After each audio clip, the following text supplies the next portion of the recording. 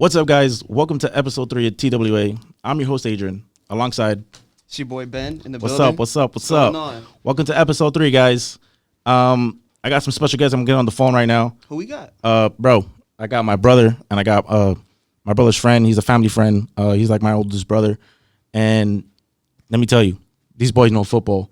This is a special edition. This is UM edition, University of Miami football. We're going to be talking about, players impacting the NFL from college, right? So here we go. Let's talk about start, bench, or cut. We're gonna talk about start, bench, or cut. We're talking questions. We're talking everything. NFC. What is it? NCAA. Yeah. NCAA, NFL. So talk to me. We're gonna call P-Rod right now. Let's go. Call them up. We're talking P-Rod. Call them up. These boys are season ticket holders for the University of Miami football, and these boys they know the homies. They the homies. Nigga, they know everything UM football. So we're about to get them on the line right now. Let's go. Here we go.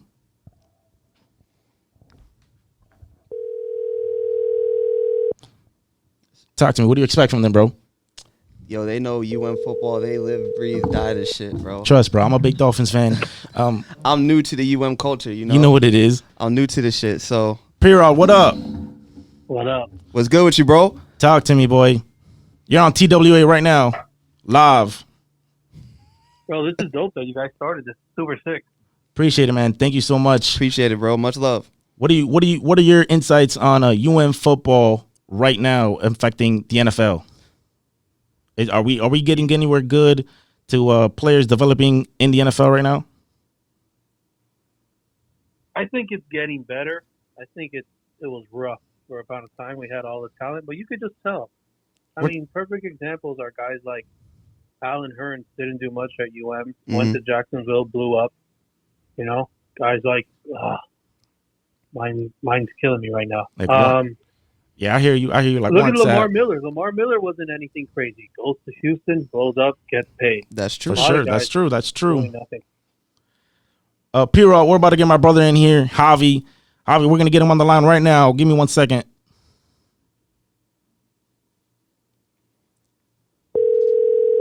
Here we go. We got DJ J Fernandez. You know what it is. It's my blood brother right here. Legendary sets in Miami. We're about to connect the line right here. What's up, Javi? What are we doing? How you doing? Right, dude. Welcome to TWA. This is episode 3. We're about to merge the call with P-Rod. And we're live. We can actually start the episode now.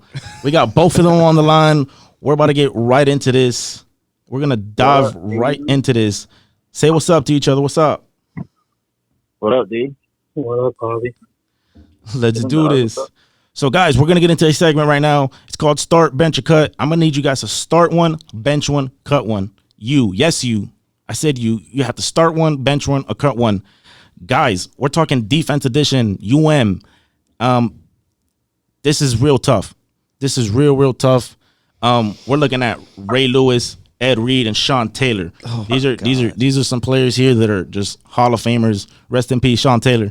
For real. I mean, just knowing what he would have done to this NFL with more than just 4 years. But let's get into it. Ben, talk to me. Who you start, bench, or cutting? All right. I'm starting Ed Reed. Oh, okay. I'm starting Ed Reed. Okay. And all three of these are great players, but I'm just going off who I like at this point. Okay. With this one. I'm going Ed Reed. Don't you dare. Don't you dare do what you're about to do right now. Don't do it. I'm doing it. Do it. I'm doing it. I'm starting Ed Reed. We're talking to a Steelers fan, by the way. We're talking to a Steelers fan, so keep that in mind, guys. I'm starting Ed Reed. Oh boy. Benching Sean Taylor and getting rid of Ray Lewis. Oh my God. I'm getting rid of Ray Lewis. Oh my God. He did it. I'm a Steelers fan. Wow, man. Wow. And I rep the Steelers no matter what, so we got to get Ray Lewis out of here. This is tough. This is tough decision. P-Rod, talk to me. Who you starting, benching, or cutting? All right, I'll give you all three what I'm going to do, and then I'll tell you why I would do it. Talk to me. Tell me what's up. Sorry, enough as it is. I'm going to start Ed Reed. I'm going to bench Ray Lewis, and I'm going to cut Sean Taylor. although I like Sean Taylor, and we're going to work off NFL stats here. Sean Taylor in 4 years, he's a playmaker. But you know, in my mind, he's not a game changer. Ed Reed is a game changer. Ed Reed in his third year had 9 interceptions. For sure. That's a guy you start, and he can win for you. Immediately, he can make plays. And forget college. One play that's been running all over the TVs lately with they're trying to show replays is this play he made against Boston College. Yeah. They had an interception. Instead of just taking a knee, he ripped it out of his teammate's hands and took it 90 yards for a touchdown. That was ridiculous. And Sean Taylor is a hard hitter. He can get you a few picks. He can make plays, but in my opinion, he's not a game changer. Ray Lewis is a leader. That's a guy you got to have on your team. You can't cut the guy. I'm with you. I'm for sure with you. I'm talking to you. I'm definitely with you on that. Whatever, bro. I'm definitely with you on that. Javi, what's up? Talk to me. Who you starting, benching, or cutting? Damn. Yo, Ben, I think I'm on your team, bro. Let's go. Oh my God. Let's Oh go. my God. Starting Don't get it. Ed Reed, benching Sean Taylor, and cutting Ray Lewis. That's tough. See, he knows his football. Is tough. That is not. He knows his football. That's crazy. That guys. You're biased, man. Yeah, that's crazy. You're literally. That's crazy. I have to do it. Guys, I'm starting Ray Lewis. I'm gonna go up here right here. He's definitely a game changer. Just momentum, bro. He's just crazy the way he comes out into his games, into NFL. If you want all murder team, you put Ray Lewis first. I mean, bro, you got to do the shimmy slide. You got to, you know what I'm saying? That's low. That's bro. He crushed every single team he was out there. I'm starting for sure Ray Lewis, and bro, it's all day Ed Reed on my bench. I gotta have Ed Reed, and all respect to Sean Taylor. I mean, there's just not enough stats for him. But again, he was a hard hitter. He was great, and it is what it is, man. I'm starting Ray, Ed, and then Sean. All right, guys, we're going to get into segment number 2, wide receivers edition. This wide receivers edition is probably one of the toughest questions on this podcast right here. Bro, it's real tough. I hope you guys are looking at your charts right now. I'm going to read you the chats right here, and we're going to start bench or cut one, wide receivers edition, Here we go. We're talking Michael Irvin, 750 receptions, 11,904 yards for 65 touchdowns. Reggie Wayne, 1,070 receptions, 13,345 yards, for 82 touchdowns. That's nice. That's real nice. And we're talking Andre Johnson, the one and only, 1,000 receptions, for 14,185 yards with 70 touchdowns. We're talking elite here. These are all three legends. They impacted the NFL like no tomorrow. This is the 2001 class. Let me take this. Definitely. Pierrot, talk to me. What are we doing? Who you start benching cutting? Uh-oh. I'm starting Andre Johnson, and I only have one reason for that. Wow. You just read his numbers, and his quarterback was Matt Schwab. Oof. Wow. Reggie Wayne played with Peyton Manning, Michael Irvin. Bro, what? I'm with you. You guys there? Yeah, I'm here. Talk to me. All right. He had Matt Schwab, and he put up those numbers. He never had a legitimate QB. Reggie Wayne obviously played with Manning legitimate. Yep. And Reggie Wayne, and by the way, I benched Reggie Wayne, and I cut Michael Irvin. All right. Reggie Wayne had Marvin Harrison on his other side. So he wasn't even the number one for a majority of his career, getting all these touches. Andre Johnson was another animal. For sure. And let's not forget what he did to Cortland Finnegan when he just beat his ass in the middle of the field. That's another reason. Beat the shit out of him. Yeah. So you said you're starting Andre or Reggie? Andre, benching Reggie, and cutting Michael Irvin. Yikes. I'm close to you. Javi, talk to me. What's up? Who you start benching and cutting? I'm starting Reggie Wayne. I'm benching Michael Irvin and cutting Andre Johnson. You're cutting Andre Johnson? God. Freaking God! I gotta be controversial here. You gotta explain yourself here, bro. You are my brother. You are my blood. You have to explain myself. This is my name on the line right here. You gotta explain this. I thought you knew football with the first part, and now you come with this bullshit. What's going on? This is Andre Johnson. This is Andre we're talking about. I know. Talk to me. Do it.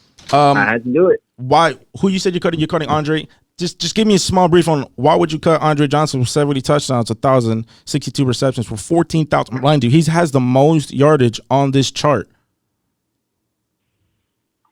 I don't know, man. I just went with the two playmakers. This is how you feel. Talk to me, Ben. Yeah. Ben, He said clear his name, bro. Clear his name. Talk to me. What are we doing? Who you start benching, cutting? He said he went with the two playmakers. Andre Johnson's not a playmaker, bro. Come on. He's not a playmaker. Yeah, he's a playmaker. He's a playmaker. All right, I'm starting Reggie Wayne. I am going to bench Andre Johnson. I'm going to cut Michael Irvin. Michael Irvin is one of those receivers that was a little bit before my time.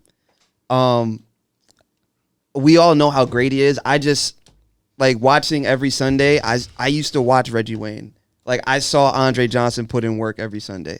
For sure. Like same. So I got to go with those two because I seen those with my own eyes. I can only go back and look at tape for Michael Irvin. And Michael Irvin had one of the greatest running backs of all time. Oh, of course. Of course. He had a defense that had Deion Sanders, right? Didn't he have Deion, or was that later? Yeah, but what's Dion doing for Michael Irvin? Nothing.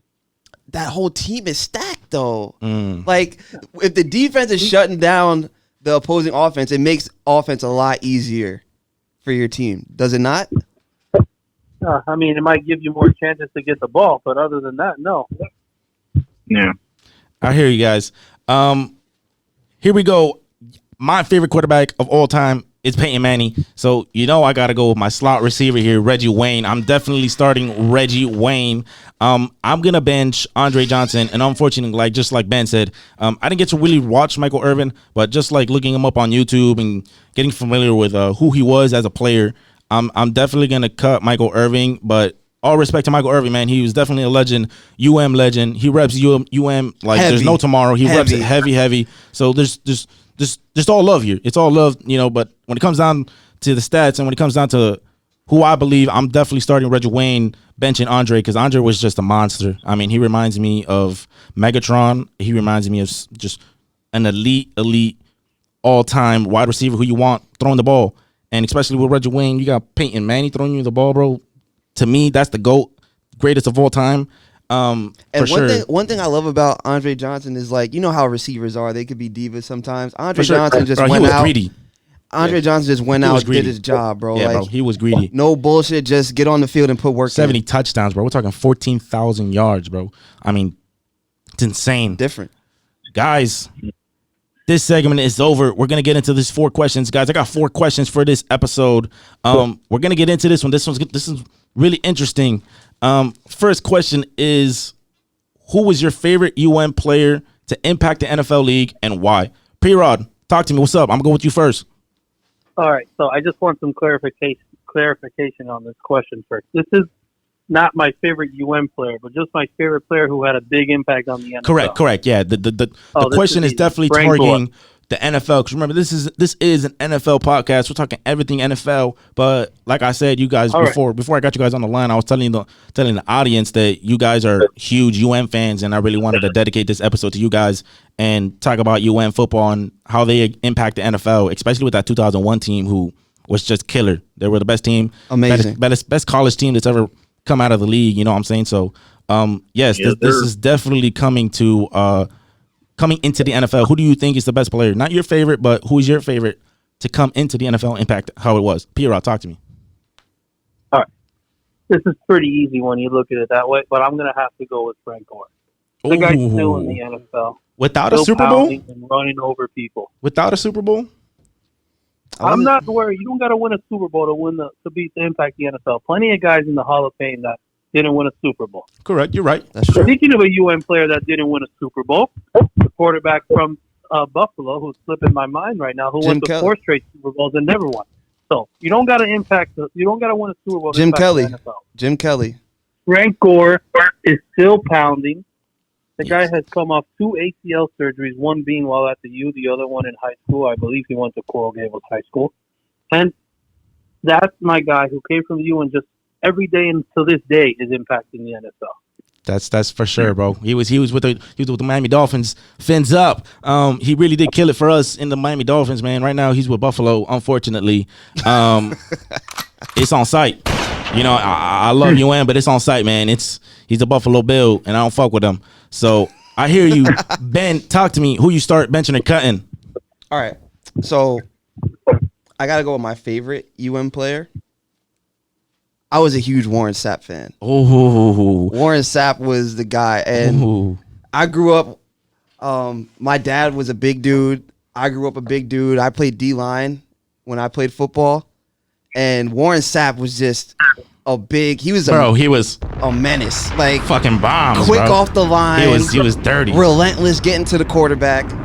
Warren Sapp was my guy. I got to go with Warren Sapp, and then like an honorable mention, Devin Hester. Oh, of course. Devin Hester took back the first Super Bowl return ever. I mean, the best returner all time. Shout out to Devin Hester, man. He was definitely Devin Hester, a killer. the best returner all time. So I got to go with those two guys. I got to show them some love. For sure. Javi, talk to me. I like the Hester pick. Say what? I like the Hester pick. For sure. Javi, talk to me. Who's your favorite UN player to impact the NFL and why? Impact is going to be Ray Lewis, bro. Oh, Leadership. shit.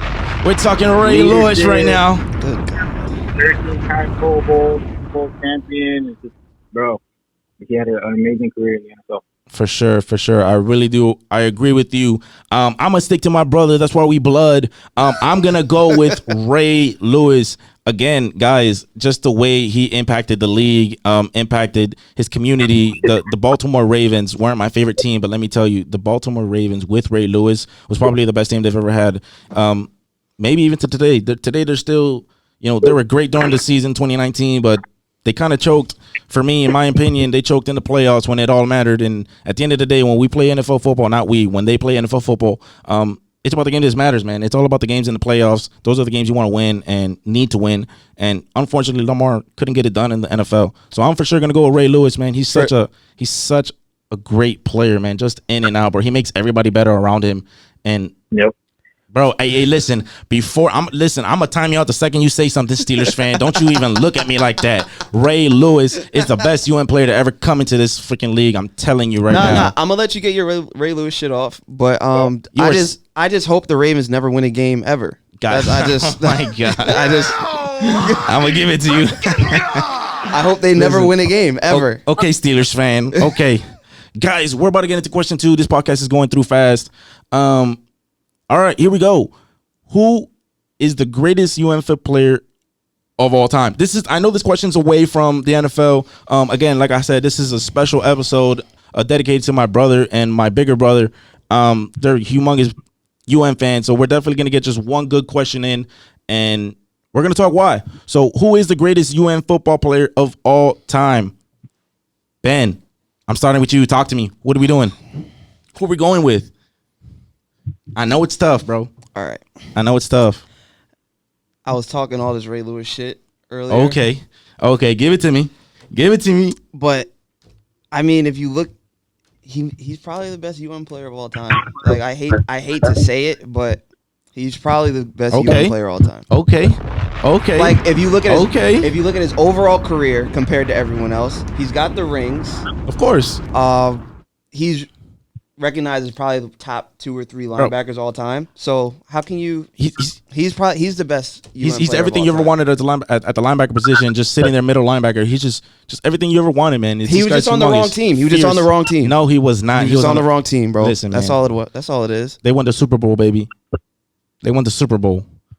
P-Rod, talk to me. What are we doing? Who's your favorite? Who's the greatest? I'm sorry. Who is the greatest UN football player of all time? There's probably a few guys that I didn't watch that could be in this discussion, like we talked about Jim Kelly.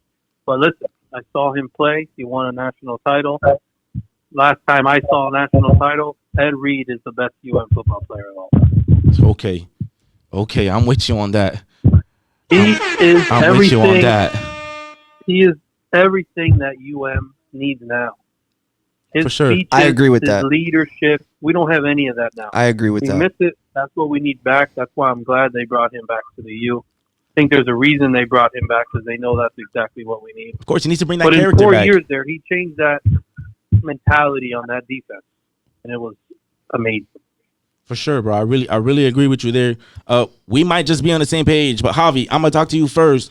Who's the greatest UN football player of all time? Talk to me. I think we definitely be on all the same page. I'm going with Ed Reed as well. Ed Reed across the table. Ed. You know what it is. Across the table. I'm gonna give honorable mentions. I'm gonna give 2. Like I said, I'm we're talking Ray Lewis for sure, and we're talking Ed Reed. I mean, this question can't really be answered, man. There's just so many good greats that came out of the NFL. I mean, out of UM into the NFL. Man, this question's such a tough question because it is tough. No disrespect to anybody else, man. This question is so tough. But again, I'm gonna go Ray Lewis for sure and Ed Reed because, like P-Rod said, man, the character he brings in, the attitude he brings into the locker room, just not even him playing, just being there, having the guys feed off of his knowledge, pick his brain. It's great for this UM team. I really hope good things happen for this football team, just like the Dolphins. The Dolphins are taking off to a great start right now. Hey, but one guy I want to show love to. Talk to me. Your boy mentioned him earlier, Jim Kelly, man. Going to 4 straight Super Bowls, like that's ridiculous. That's a feat in itself. Like, even though you don't, and he beat cancer twice. Yeah, hey, cancer's a bitch. Yeah. But here we go. That one's all over. We're talking question 3 right now. This one we're going back into the NFL. This one is definitely a banger. I really like this question. He's one of my favorite receivers right now. Not because he's just because he's an icon to the wide receivers slot right now, or just because who he is. But we're talking Odell Beckham Jr. So here we go. Question: after trade rumors lingering around the NFL league, would Odell Beckham Jr. actually get traded? Ben, talk to me. I don't know if he will, but I think he should. You think he should leave right now? He should leave with that Jarvis Landry, Baker Mayfield, Freddie Kitchens is out the door. I think Odell Beckham would fare much better in Minnesota, and I think the Cleveland Browns would be way better off without Odell Beckham. Ho. So you think Minnesota is coming for Odell? That's what I'm hearing. That's what the trade rumors are. That's what I'm hearing. That's tough. Odell in Minnesota. Kirk Cousins in his prime. You give him a stud like Odell Beckham. That's a good huge. 1-2 punch. That's a way better 1-2 punch than huge. Baker Mayfield and Odell. But who would you rather see him with? Like right now, let's say you just had a team in mind. Like who would you like to see him with? I'd rather see him in Minnesota. You want to see him in Minnesota? Because I think Baker Mayfield takes the next step if Odell's not there. You think so? I mean, I don't know if Baker Mayfield can work so with like that pressure he has. He has these great elite running back. He got Nick Chubb. Nick Chubb is disgusting. You got Jarvis Landry. Best running back in the NFL. I mean, Nick Chubb is disgusting. Well, you got Jarvis. You got Odell. So I mean, think about it. Last year, we saw Baker Mayfield just basically try to force the ball into Odell Beckham. I mean, I feel you, but with all these weapons he has, bro, and Njoku, honorable mention Njoku. Well, let's not forget about Austin Hooper now too. For sure. But to your point, Ben, I think that's the problem with ODB being there. Is his personality. I need the ball. I want the ball. Yeah. But he needs the ball, Pete. He needs the ball. I think I agree with you. The Browns are a better team without ODB. Yeah. I don't think they're going to trade him. The one place I would like to see him go play for the 49ers. I think they need an elite wide receiver. 49ers. That's where I would really like to see him go. I mean, but Jimmy G won't throw the football past 20 yards. He could. He's actually much better than people think. But he's not elite. He's not an elite quarterback. But he's never had any elite wide receiver.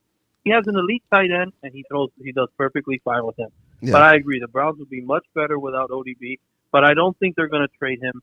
The Browns are dying for fans and dying for publicity, and they get it with ODB. Winning or losing, that's the media is there. And that's for sure. OBJ's huge. He's a big impactor. He sells one of the most jerseys in the league.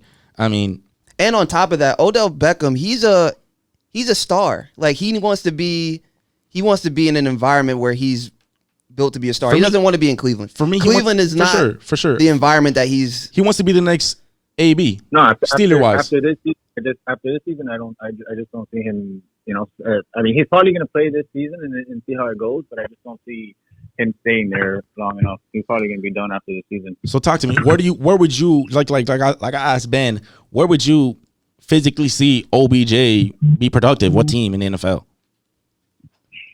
I don't know. Maybe I like the Saints.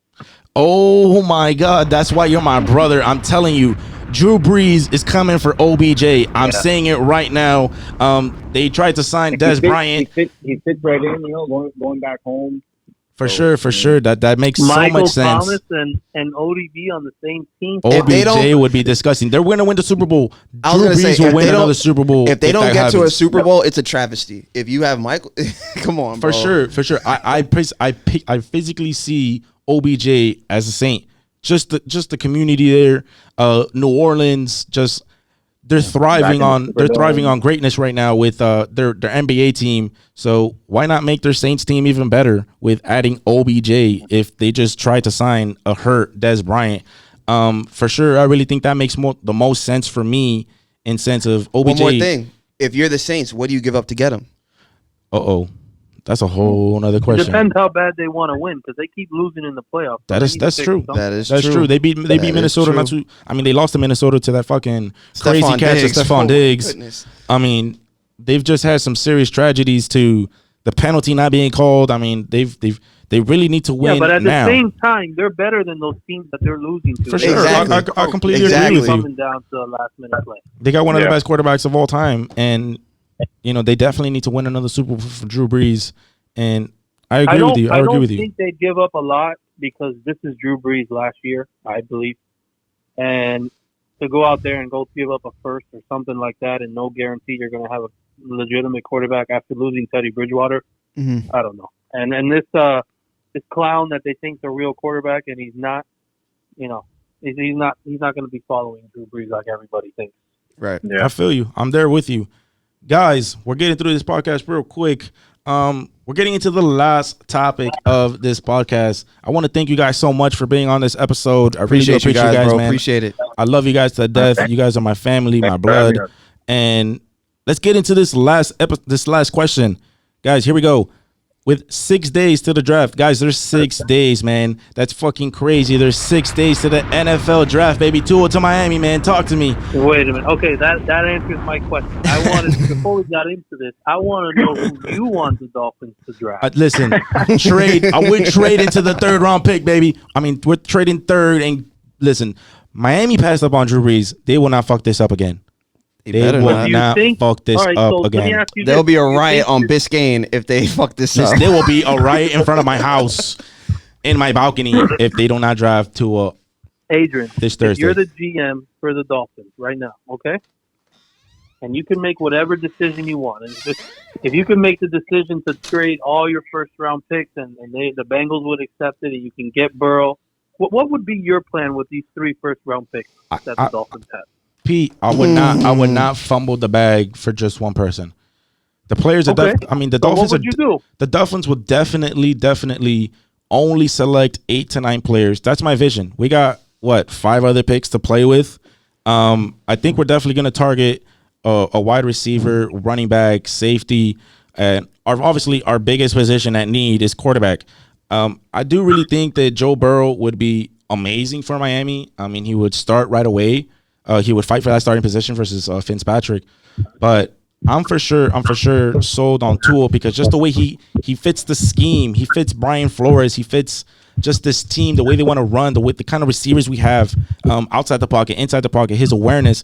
Listen, football's a contact sport. You're gonna get hurt, you're gonna get hit, you're gonna break a bone here and there. That's how it is. Just the bullshit that we're hearing that he broke his wrist twice, and listen, the hip injury was fucking devastating. It was sad. Was nasty. He was rough. For me personally, Pete, I think Tua is the best Alabama player, not quarterback, best player to ever come out of Alabama. Really? That's me, bro. I'm going there. I'm gonna say he's the best freaking player to ever come Alabama, and this injury should not stop Miami from taking him because at the end of the day, they're not going to start Tua right away. We're not starting Tua. We're going to do what Kansas City did with your boy.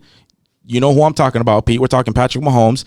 He didn't play right away. But he that's sat different. back. Nope, that's not different. This is the same situation Miami's going to do. They're going to let him sit back. They're going to let Fitzpatrick play it out. And if we go somewhere, if he's healthy enough at the time, maybe we see Tua play in 2020. But at the end of the day, I do think Tua is the biggest and the biggest threat for Miami. It's got to happen. It's got to happen. But the problem is, so you're going to have to move up because Detroit will take Tua if he's there. I don't think so, Pete. I really don't think so. I don't think that they have an elite quarterback just the way their cap space is set up, how much money they owe Matthew Stafford. We talked about this in episode 2.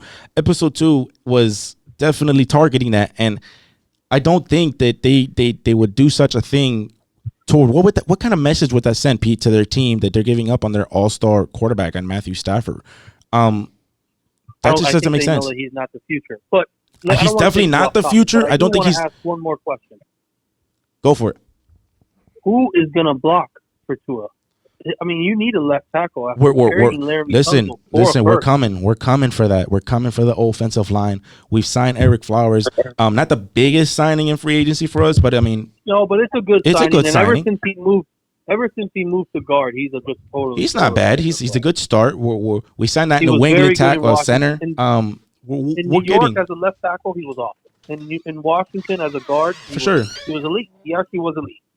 For sure. For definitely, Miami will definitely trade down from the 18th pick. I really think they trade down from the 18th pick, which is their second pick. They'll trade down. They'll trade down and possibly pick up an offensive line if the right guy is there for them. If the guy that they like the most is there for them, I'm 100% sure Miami's gonna pull the trigger for sure. They're not playing this year. They're not playing next year. Miami is gonna be. It's gonna be it. It's for sure. Miami and Buffalo are gonna definitely go at it for the AFC East division, and it's gonna be great football to watch for years to come. This team that's being built in Miami is another team that we've never seen before. At least I haven't seen before. But guys, with that being said, let's get into this last question. With 6 days into the NFL draft, who do you have coming off the board in the first top 10 picks? I know this is a tough question. You could base off of like who do you think is what needs the most. This question is it is what it is. Just give me some players who you think are going to come off the board. Let's say just top 5. Javi, talk to me. For sure, Bengals are taking Joe Burrow. Yeah. Going with Chase Young with the Redskins. I'm thinking the Lions are going to take Jeff Ockenden. For sure. Those Lions, the Lions need that position. Yeah. They just traded away Slay. So I mean, they need a cornerback. They need depth on the safeties position. They need that defense. So that's why I really don't think the Lions will take them. But give me 2 more.